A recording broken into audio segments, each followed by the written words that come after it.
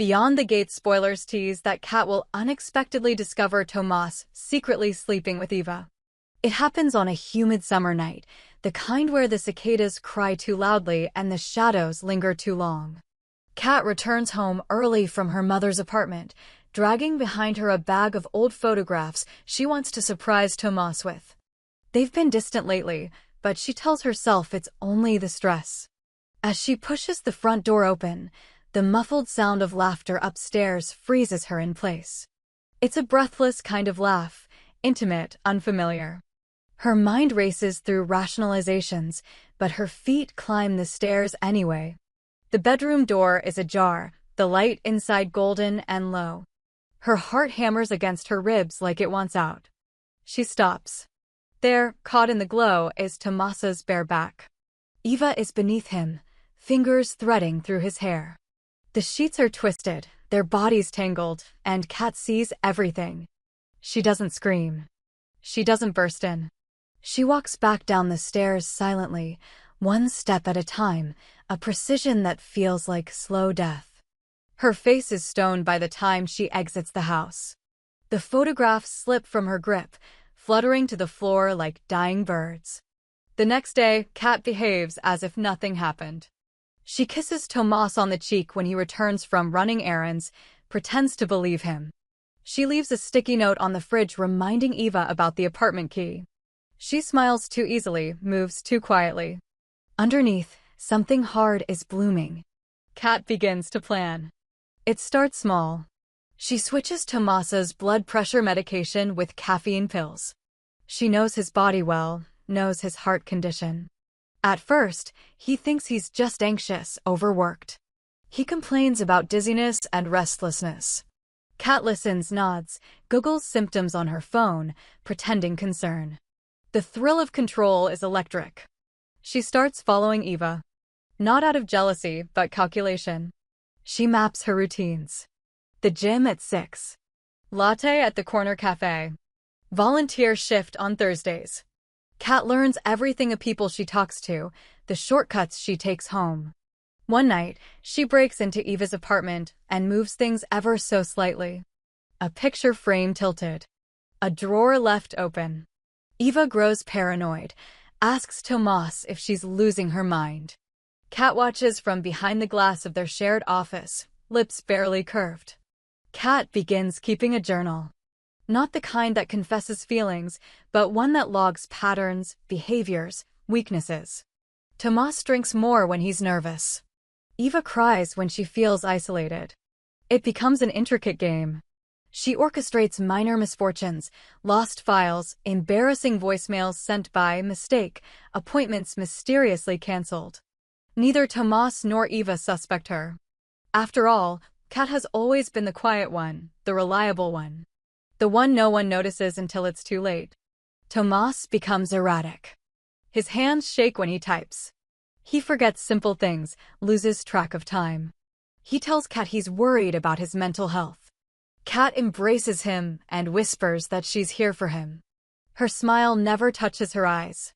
Eva, meanwhile, begins to doubt Tomas. She senses the change, the instability, and starts pulling away.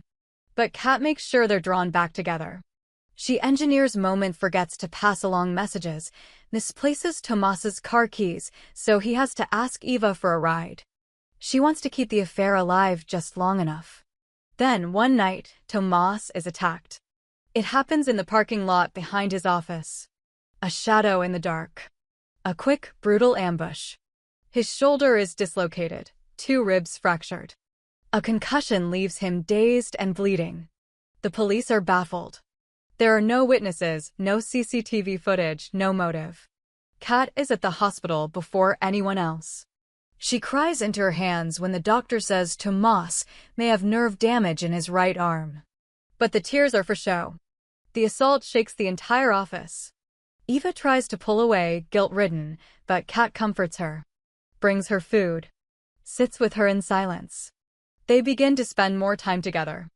Eva starts to open up, confesses her regret, her confusion. Kat listens, always calm, always attentive. Inside, she's calculating again. Tomas, frustrated with his injuries, begins to spiral. He accuses people of whispering about him. He lashes out. One day, Kat finds him in the kitchen, smashing plates. He drops to the floor and sobs. She holds him until he sleeps, then photographs his bruises for her journal. The mystery of the attack draws the attention of a local reporter. Rumors swirl. Was it a mugging? A jealous spouse? Tomas becomes a figure of sympathy and suspicion. His co-workers avoid eye contact. Kat feeds the rumor mill anonymously, leaking select details to stoke the fire. Eva is increasingly isolated, shunned by the office. Tomas can't protect her. He can barely protect himself. Kat volunteers to take over some of Tomas's responsibilities at work. She positions herself as the hero, the one holding things together. Slowly, the team warms to her. She throws a small office party under the guise of boosting morale. Eva isn't invited. Tomas is too sick to attend. Kat makes sure to laugh a little louder that day. Weeks pass. Tomas tries to return to work but can't manage it. His right hand won't grip a pen. He slurs his words occasionally. Kat insists he needs rest, offers to manage his emails. She changes passwords subtly, reroutes key correspondences. She convinces the partners to let her temporarily step in as interim lead. They agree. After all, she's proven herself. Eva becomes paranoid again. She believes someone is following her. One night, she runs into Kat at a bookstore and breaks down. Kat embraces her, says nothing, and in that silence, something shifts. Eva begins relying on Kat. They go for walks. Share bottles of wine. Kat lets Eva confess everything, how it started with Tomas, how it felt like a mistake she couldn't stop, how she thinks someone is punishing them now. Kat lets her talk. Then suggests they go away together. Just for a weekend. Somewhere quiet. Eva agrees. They drive to a cabin in the woods, a place Kat claims is her cousin's. There's no cell signal. The trees press close. That first night, they sit by the fireplace, wrapped in blankets, and Eva falls asleep on Kat's shoulder. Kat doesn't sleep. She listens to the wind, hears things moving outside. In the morning, Eva is gone. Kat tells the police they went for a hike, got separated. A search party is organized. Kat plays the devastated friend perfectly. Her voice trembles. Her eyes are red. She gives the officers a photo of Eva from her phone. They never find a body. Tomas, when told, collapses. He spends days in bed, staring at the ceiling. Kat moves back in to care for him. She brings him soup, monitors his pills. He becomes dependent on her, too tired to fight. Kat has everything she wanted. Or so it seems. The silence after Eva's disappearance hangs like a veil over Kat and Tomas's shared home. The media moves on after a few weeks. Police shift their focus to newer cases. Eva's name fades from headlines, replaced by other tragedies, other mysteries. But inside the house, her absence grows louder. Tomas becomes increasingly haunted, his sleep fractured by night terrors. He wakes sweating, sometimes screaming Eva's name. Kat calms him, strokes his hair, reassures him that it was just a dream. She knows it wasn't. Kat begins to notice something strange. A red scarf identical to one Eva owned appears on their front porch. A music box, broken and forgotten, suddenly starts playing one night. Tomas brushes it off as coincidence, but Kat feels a chill crawl up her spine. One evening, she finds her journal open to a page she never left it on the entry where she described the cabin in detail. She had hidden that journal well. She tightens the locks. Installs a security system. Starts sleeping with a knife under her pillow. Tomas, oblivious to the tension threading through Kat, starts improving. He begins writing again, using his left hand. It's clumsy at first, but he's determined. One day, Kat walks into the study and finds him sketching. Not writing. Sketching. The image is crude but recognizable. The cabin. She freezes. He looks up and smiles absently. It came to me in a dream, he says. Eva was there. She looked wrong. Like she wasn't dead, but not alive either. Kat's blood runs cold. Days pass. Tomas becomes increasingly withdrawn. He paints more. Always the same woods. The same crooked tree outside the cabin.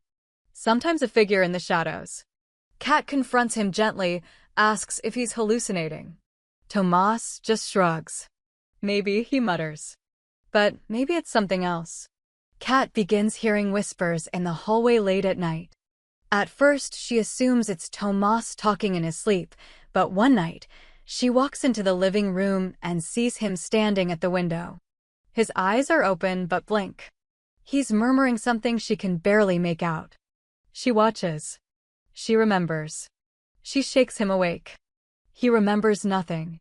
One morning, Kat wakes to find every photograph of Eva missing from the house. Every file on her laptop that mentioned Eva is gone. At first, she suspects Tomas. But he's asleep, and his condition makes it unlikely. She checks the trash bin empty. The backup drive's corrupted. Kat begins to feel hunted. Then, the calls start. At first, it's static. Then breathing. Then a voice soft, unmistakable. Kat. She changes numbers. The calls follow. Each time the voice gets clearer, more accusing. You thought you won. You thought I was gone. Tomas finds Kat crying in the bathroom one night. She tries to hide it, but something breaks. He holds her, asks her what's wrong. For a moment, she considers telling him that she knows more than she ever let on, that she did something unforgivable. But the moment passes. She says she's just tired, that the pressure of taking care of him after everything is too much. He believes her. Or pretends to. That night, Kat checks Tomas's laptop. She finds encrypted folders, hidden email threads, messages to someone listed only as E. I see her. She comes to me. The dreams are real. I think she wants me to remember. Kat closes the laptop, her hands shaking. Tomas is unraveling. But not in the way she expected. One night, while checking the front porch camera footage, Kat sees a figure approach the house. The image is grainy, but the outline is feminine. The figure doesn't ring the bell. It simply stands there, watching. At 3:17 a.m. Sharp. For 7 minutes. The next night, it happens again. Kat starts staying awake. Watching. Waiting. Then, something snaps. Tomas confronts Kat. He asks her why Eva's keys were still in her drawer. Why there were credit card transactions from Eva's account made 2 weeks after her disappearance. He accuses Kat of hiding something. Of lying to him. She denies it, but there's a crack in her voice. Later that night, Kat tears apart the house. She finds nothing. But when she returns to her room, there's a note on her pillow. You're not the only one who can play games. Her mind spirals. Did Eva survive? Did someone else know about the cabin? Is Tomas playing her? She drives to the cabin again, just to make sure. But it's not the same. The air feels colder. The path more overgrown. Inside, she finds a single candle burning on the hearth. No footprints. No dust. And then she hears it. A voice from the back room. Did you think I'd let you forget me? She runs. Doesn't look back. When she returns home, Tomas is gone. His phone is left behind. So is his wallet. The police get involved. Again. Kat plays the part of the distraught partner. But suspicion this time circles her. Detectives question her separately. Ask why she was at the cabin. How she knew to go there. She lies. Not well. A week passes. Then she receives a package. Inside is one of Tomas's sketchbooks. The final page is fresh. A drawing of Kat sleeping, viewed from above. The timestamp on the corner says it was drawn 2 nights ago. She screams. Kat becomes a recluse. Covers all the mirrors. Boards up the windows. She no longer trusts her own reflection. She hears breathing behind her when she's alone. The electricity flickers constantly. She sleeps with the lights on. The house groans at night in a way it never used to. And then, one day, everything stops. No more calls. No more whispers. No packages. No shadows. Kat starts to relax. She begins to believe it's over. That maybe Tomas ran away. That Eva was a ghost of guilt, not revenge. Until she checks the security footage again. Every night, 3:17 a.m. A woman. Same stance. Same silence. Only now, there are two figures. Both watching. Waiting. Together.